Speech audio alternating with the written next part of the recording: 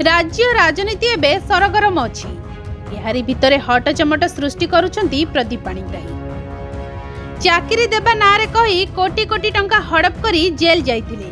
केवल सेतिकी नुहे, कोरोना समय रे बाहरु आसुथिबा लोकंकु मध्य विरोध करथिले। एहा परे जनविरोधी दर्शाई तांकु बीजेडी रु बहिष्कार करा जाइतिला। एही परठु नाना हाई ड्रामा करुछंती प्रदीप पाणिग्राही।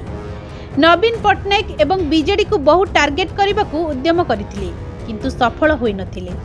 वर्तमान बीजेपी रे शामिल होई हाई ड्रामा करुछंती। तेबे ही जनविरोधी नेतांकु गंजामवासी एवं गोपालपुर भोटर केबे भी क्षमा करिबे नाही। एकदा नवीन पटनायक विश्वस्त थिबा प्रदीप पाणिग्राही केमिति राताराती बेईमान पालटी गले ता केही बुझी पारिले नाही।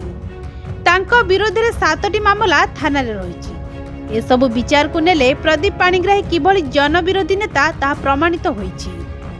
तेणु आगामी निर्वाचन रे एभଳି दुर्नीतिग्रस्त नेतांकु बीजेपी ब्रह्मपुर सांसद प्रार्थी करिछि।